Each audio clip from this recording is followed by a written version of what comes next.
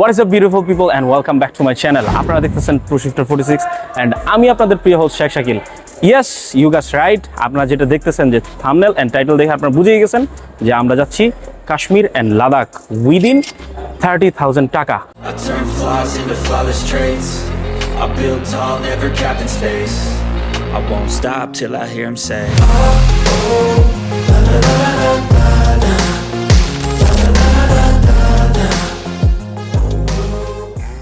Most interesting যে জিনিস, এখানে আমরা প্রচুর পরিমাণে স্ট্রাগল করব। আমরা ভাতের বদলে হচ্ছে আমরা মুড়ি খায়া থাকবো, কিন্তু আমরা এই ট্যুর কমপ্লিট করে ছাড়বো ইনশাআল্লাহ।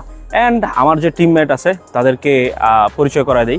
অ্যান্ড তার আগে আমি কথা বলে নেই, আমি কিন্তু প্ল্যাটফর্ম নাম্বার 8-এ আছি, যেটা হচ্ছে বেনাপোল এক্সপ্রেস দিয়ে আমরা যাব কালকে দর্শনা হল্টে। সেখান থেকে হচ্ছে আমরা সেটা আপনারা বিস্তারিত দেখতে পারবেন, আগে দেখতে থাকেন ব্লগটা। অ্যান্ড অবশ্যই সাবস্ক্রাইব করে দিবেন। অ্যান্ড আমি আমার টিমমেটদের সাথে পরিচয় করে দিই।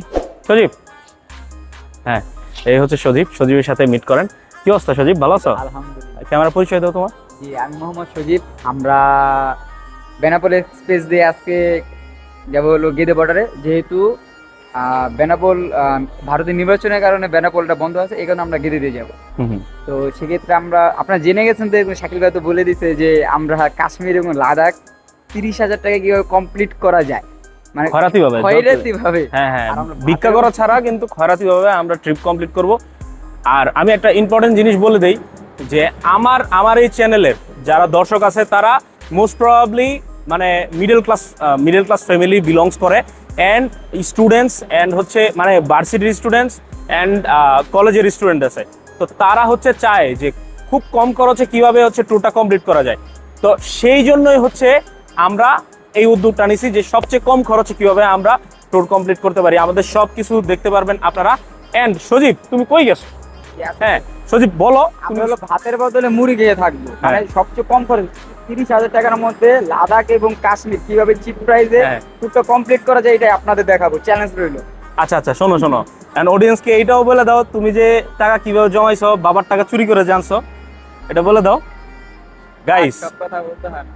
গাইস ও কিন্তু হচ্ছে বাবার টাকা চুরি করে হচ্ছে এখানে আসছে, তার কিন্তু টাকা নাই। ঠিক আছে, তুমি যাও, তুমি ফটো। এখন আসবে হচ্ছে ফাহিমের সাথে মিট করেন। এ হচ্ছে ফাহিম।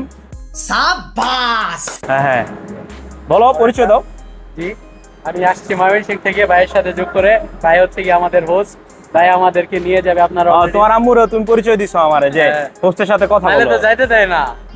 না তুমি কিভাবে টাকা জমাইছো সেটা বলো, টিউশনি করে যে টাকা জমাইছো সেটা বলো। আমি তো ভাইয়া টিউশনি করে জমাইছি, ঠিক আছে। 1 বছরে অল্প করে টিউশনি করে এই যে এই পর্যন্ত কতবার মেঘালয় যাওয়ার সময় টিউশনি করে জমাইছি। এবারে অডিয়েন্স কিন্তু এই জিনিসটা দেখতে চাইছে। সে ভার্সিটিতে পড়ো না কলেজে পড়ো? ভার্সিটিতে পড়তেছে এন্ড স্টিল সে হচ্ছে টিউশনি করতেছে। কয়টা টিউশনি করো? মেয়ে কয়টা পড়াও? পড়াই আলহামদুলিল্লাহ। মেয়ে কয়টা পড়াও? মেয়ে 8-10টা আছে। 8-10টা মেয়ে পড়ায়, বুঝছেন? এরপরে সেটিং কয়টার লগে আছে ভাই? ঠিক আছে ভাই, দিয়ে দিন। বুঝছেন তো ও কি কয়ে গেছে, সজীব কি কয়ে গেছে বুঝতে পারছেন আপনারা? হ্যাঁ কমেন্ট করেন যে কি কইছে, ওটা কমেন্ট করে দিন। ঠিক আছে সজীব, ঠিক আছে। হোপফুলি আমাদের কি আমরা কি ভাত না খায়া পানি খায়া বা চিরা খায়া থাকবো? আমার ব্যাগে অলরেডি ওই যে ওইদিকে ব্যাগটা দেখান। আন্টি নাকি ওরে নাকি হচ্ছে, ঠিক আছে আমি বলে দেই, আন্টি নাকি ওর ব্যাগে নাকি অলরেডি হচ্ছে চিরা দিয়ে দিছে। বুঝতে পারতেছেন যে আমাদের মিঠাই দিয়ে দিছে। বাহ চমৎকার, সেলুট আন্টি।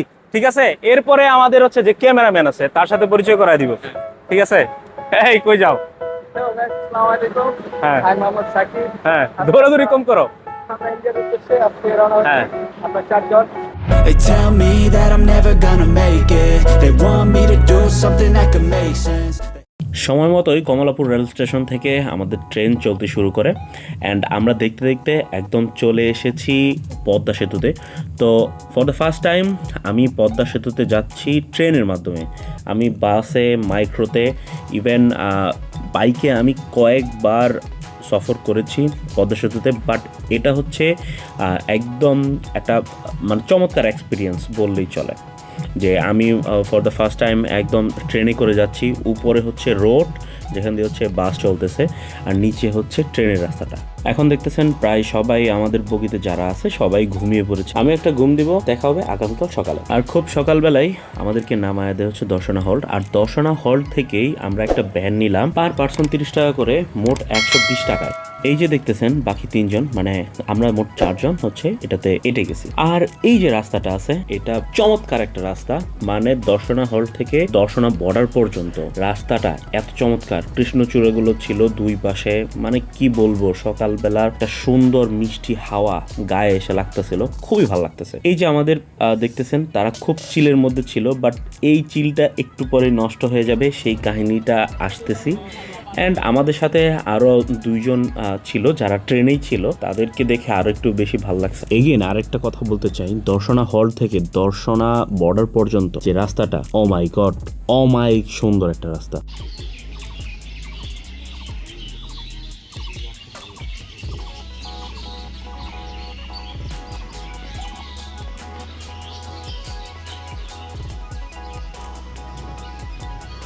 আমরা এখন দর্শনা বর্ডারে চলে আসছি।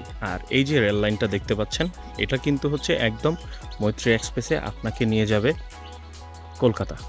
আর এই হচ্ছে আমরা এই এই এই পাশটা দিয়ে হচ্ছে যাব একদম পায়ে হেঁটে হেঁটে। এটা হচ্ছে যেতে হবে, এটা নো ম্যানস ল্যান্ডের রাস্তা। এই পাশটা ধরে ধরে একদম চলে যাব ওই পাশে, যেখানে হচ্ছে ভারতের ইমিগ্রেশন হবে। আর এই পাশটায় হচ্ছে যে এই যে একটা রাস্তা দেখতেছেন, তো এই পাশ দিয়ে আমাদেরকে যেতে হবে ওইখানে। অ্যান্ড ওইখানে গিয়ে হচ্ছে আমাদের ফর্ম টর্ম ফিল আপ করে চলে যাবেন। ওইখানে অনেক ধরনের দালাল থাকবে, তো দালাল থেকে অ্যাভয়েড করবেন। আর যারা হচ্ছে চাচ্ছেন যে একটা পাবলিক টয়লেট, তো এই যে এইখানে এই জায়গাটাতে হচ্ছে একটা পাবলিক টয়লেট আছে। বর্ডারে চলে আসার পরেই আমাদের এই জায়গাটাতে হচ্ছে ইমিগ্রেশন করতে হবে। তো এখানে চেকপোস্ট, সব কিছু চেক হয়। তারপরে এই যে দেখতেছেন মানুষ দৌড়াদৌড়ি করতেছে, হ্যাঁ, এটা হচ্ছে সিরিয়াল নেওয়ার জন্য। হ্যাঁ, ওরা হচ্ছে দালাল টাইপের লোক দিয়ে হচ্ছে এই কাজটা করে থাকে। বাট আর এখানে হচ্ছে দালালে ভর্তি, সো দালাল অ্যাভয়েড করবেন। আপনারা নিজেরা চাইলেই হচ্ছে ফর্ম ফিল আপ করে চলে যেতে পারবেন। সো আমরা এখান থেকে চেকপোস্ট কমপ্লিট করে, এই যে দেখেন চেকপোস্ট কাস্টম চেক, তো এখান থেকে কাস্টমস ক্লিয়ার করে তারপরে হচ্ছে আমরা এই যে এই লাইনের মাধ্যমে, এই পাশে এই লাইনের মাধ্যমে হচ্ছে আমরা ইন্ডিয়া ইমিগ্রেশনের জন্য চলে যাব। দুঃখের কথা কি কমু, মানে সজীব রেডি ছিলাম মানে আমার হেলমেটটা রাখার জন্য, ও ট্রেনের মধ্যে নিচে হচ্ছে ঢুকাই দিছে। আর এখন আমাদের আবার সবাই যায় হচ্ছে ইমিগ্রেশন করতে, আমাদের এখন যাইতে হইতেছে আবার মানে ব্যাক করে হচ্ছে ওই, এখন ট্রেন চলে গেছে কি বেনাপোলে, আই ডোন্ট নো। পুরো মন মাইন্ড পুরোটাই খারাপ হয়ে গেছে এখন, মানে হেলমেট টোটালি হচ্ছে এখন আমাদের লস্ট। আর আমার হেলমেটে পুরো সেট আপ করা ছিল। এখন দেখি গিয়ে হচ্ছে স্টেশন মাস্টারের সাথে কথা বলে যে অ্যাটলিস্ট মানে ইয়েটা পাওয়া যায় কিনা। মানে কি বলবো, মানে ট্যুরের প্রথম থেকেই হচ্ছে এরকম একটা জিনিস হয়ে যাবে, আমরা কেউ এরকম আশাবাদী ছিলাম না। যাই হোক, এখন কি আর করার, কিছু বলার নাই। 999 থেকে যদি ওরা যদি চায় তাহলে যে কোনোভাবে হেলমেট করে দিতে হবে। যদি ওরা যদি চায়, ওরা যদি থাকে যে না আমরা করবো। সিটিজেন আমাদের সাথে লাইনে আছে, কথা বলুন। সিটিজেন স্যার আমাদের স্যার লাইনে আছে, কন্ট্রোল, কথা বলুন। আসসালামু আলাইকুম। জি ভাইয়া, আমি ঢাকা থেকে আসছি। তো আমি হচ্ছে বেনাপোল এক্সপ্রেসে দর্শনা হল্টে নামার কথা, আমি নেমে গেছি। তো আমার ওই ট্রেনে হচ্ছে যে আমার ইয়ে ছিল, মানে হেলমেটটা ওই ট্রেনের মানে সিটের নিচে আছে এখনো। এখন ওইটা তো বেনাপোলে চলে গেছে, এখন আমাকে একটু হেল্প করার ট্রাই করেন। আচ্ছা না, এটা কার নাম্বার? কন্ট্রোল, এটা কার নাম্বারটা কার? কারেকশন আমি বলছিলাম 01996 68 72 09 বিধান আছে, ওনার সঙ্গে কথা বলেন। ইয়ে করে এসআই বিধান আছে গাড়িতে, এই বিধানের সঙ্গে কথা বলেন, উনি ইয়ে করে দেবে। ট্রেনের মধ্যে আছেন উনি? হ্যাঁ, ট্রেনে ডিউটি আছে, উনি আছে বেনাপোল আছে। উনি কথা বললে উনি আমাদের বেনাপোল ফাঁড়ি আছে, তাহলে ফাঁড়িতে রেখে দেবে, সমস্যা নেই। ঠিক আছে, সময় দিয়ে সহযোগিতা করবেন। ধন্যবাদ। হ্যালো সিটিজেন স্যার, আপনি এই নাম্বারে কল করবেন, ঠিক আছে? জি জি জি। আচ্ছা আচ্ছা, কথা বললেন। আচ্ছা, আপনি বলুন যে 999 আমি ফোন দিয়েছিলাম। কন্ট্রোল আপনাকে নাম ঠিক আছে, বলবেন যে আমি টাইমলাইনে ফোন দিয়েছিলাম, আমার কন্ট্রোলের সাথে যোগাযোগ করে আপনার নাম্বারটা দিয়েছে, আপনি একটু কাইন্ডলি আমাকে সহযোগিতা করেন।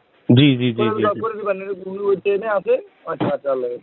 আচ্ছা ঠিক আছে, ফোন করার ধন্যবাদ, ভালো থাকুন। জি জি ধন্যবাদ, আসসালামু আলাইকুম। এখন আমরা বেনাপোলের উদ্দেশ্যে যাইতেছি, কজ আমরা যে হেলমেটটা ট্রেনে ফালা আসছি ওটা 999-এর মাধ্যমে আমরা এটা পাইছি। আলহামদুলিল্লাহ, যে 999-এ ফোন দিয়ে, হ্যাঁ হ্যাঁ হ্যাঁ, ওনার নামটা আমার মনে নাই। তো মানে এই সজীব কি করছো আজকে? হ্যাঁ যাক, সমস্যা নাই, ওটা হ্যাঁ ম্যানেজ মর্টাল, মানুষ মাত্রই ভুল। হেলমেটটা পাওয়া গেছে, আল্লাহর কাছে লাখ লাখ আল্লাহর রহমতে পাওয়া গেছে। সবাই দোয়া করবেন, আর যারা ব্লগটা দেখতেছেন তারা হচ্ছে অবশ্যই সাবস্ক্রাইব করে দিয়েন। আমরা কিন্তু ইচ্ছা করে কোনো কিছু করি নাই। দর্শনা হল্ট মোড় থেকে এই সিএনজিটি আমরা ভাড়া করি 1500 টাকায়। আমাদেরকে নিয়ে যাবে যশোহর রেল স্টেশন এবং তারপরে হচ্ছে আমাদেরকে নামিয়ে দিবে বর্ডারে। এই যে একটা সুন্দর একটা জায়গায়, এই দেখতেছেন মাহমুদুল, ওই যে কি অবস্থা, মুইতাইলা না? টাঙ্কি ক্লিয়ার, যে কাম করছো টাঙ্কি ক্লিয়ার পুরাই করে দিছ। যে 999, সত্যি কথা যে আল্লাহর উপর ভরসা করা, তারপর ফাহিমের কথায় আমরা 999-এ ফোন দিছি। এন্ড এই হচ্ছে আমাদের সিএনজি ফাহিম। জি ভাই, থ্যাংক ইউ সো মাচ। তোমার জন্য কিন্তু হেলমেটটা কিন্তু আপনি আমাদের বড় ভাই, আপনার জন্য না করতে পারলে ভাই কার জন্য করবো ভাই?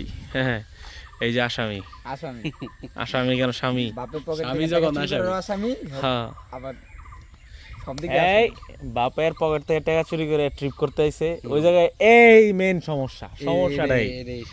আর হেলমেটটা আমি কইছি যে দাও আমার পায়ের নিচে আমি রাখি, আর না, হ্যাঁ করছে কি যে না, হ্যাঁ সেফটি কয় না ভাই, আমার পায়ের নিচে দেন, আমি সেফটি দিছে, যে সেফটি দিতে পুলিশের সাথে সংঘর্ষ করে সেটা বেনাপোল লেগে গেছে।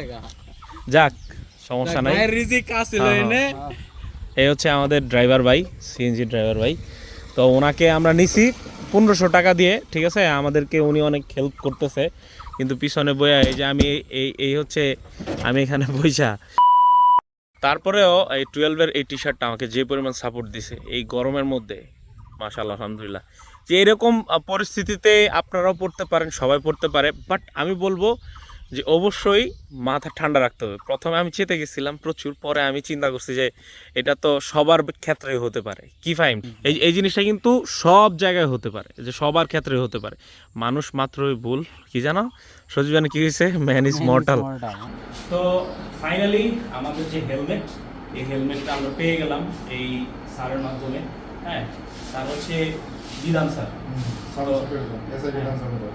তো বিধান স্যারের মানে কি বলবো, আমি খুবই খুশি যে আমাদের যদিও অনেক হ্যাসেল হয়েছে, যে আপনারা ভিডিওতে দেখতে পাবেন যে আমরা কতটুকু কাঠখড় পাইছি, বাট ফাইনালি আমরা বিধান স্যার এবং মানে কি বলবো যে 999-এর বদলতে আমরা আজকে আমাদের হেলমেটটা আবার ফিরে পাইছি।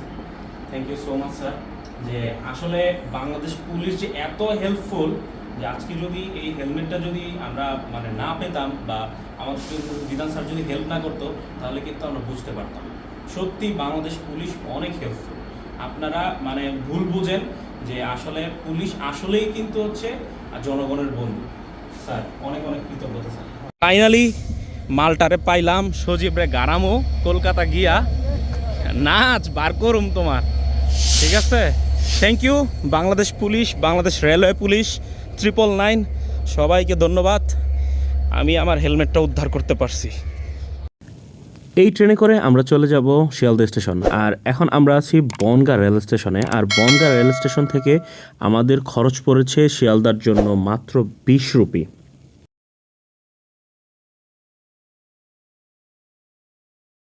কি অবস্থা?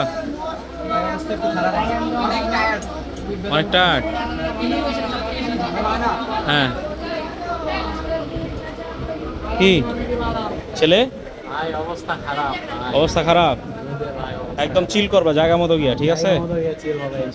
ঠিক আছে। এই যে সেই হেলমেট, এর জন্য আমাদেরকে হচ্ছে এত লেট। এখন কয়টা বাজে? বাংলাদেশ সময় বাজতে 4:36, মানে হচ্ছে এখানে 4টা, হ্যাঁ মানে 4:06, 4:08, ওই আর কি, এক্স্যাক্টলি এরকমই। হ্যাঁ, এটা আমি একটু এদিক সেদিক হয় 2-1 মিনিটের। এই হচ্ছে আমাদের ট্রেনের সিটগুলো ভালোই, উপরে ফ্যানের ব্যবস্থা আছে। বগিটা মনে হয় নতুনই। আর এটা হচ্ছে লোকাল ট্রেন, যেহেতু এই যে হুকগুলো দেখতে পাচ্ছেন। হ্যাঁ, 20 রুপি করে আমাদের একদম শিয়ালদা পর্যন্ত নামাই দেবে। ডিউরেশন 2 ঘন্টা অথবা 2.5 ঘন্টা লাগতে পারে। সো দেখা হবে শিয়ালদা স্টেশনে। শিয়ালদা স্টেশনে নামতেই আমাদের ঘড়ির কাঁটায় লক্ষ্য করি যে 6টা বেজে গেছে। শিয়ালদা স্টেশন থেকে আমাদের গন্তব্য হচ্ছে হাওড়া স্টেশন। আর হাওড়া স্টেশনের জন্য এখান থেকে বাস চলে 10 রুপি অথবা 20 রুপি করে, আই ডোন্ট নো কত এক্স্যাক্টলি, বাট আমরা একটা হলুদ ট্যাক্সি নিয়ে নিয়েছি, কারণ এখানে সজীব ছিল, তারপরে ফাহিম ছিল, মাহমুদুল ছিল, যারা কখনোই কলকাতা আসেনি আর হলুদ ট্যাক্সিতে চড়েনি। তো তাদের জন্য ফার্স্ট টাইম ছিল, এন্ড আমি তো কতবার চড়েছি আমি নিজেও জানি না। তো তাদের একটু হিস্টোরিক্যাল ভাইব দেওয়ার জন্য আমরা এই হলুদ ট্যাক্সিটি নিয়ে নেই 300 রুপি করে। না হলে ভাই সস্তা যেহেতু ট্রিপ করতেছি, সো আমরা বাসেই উঠে পড়তাম।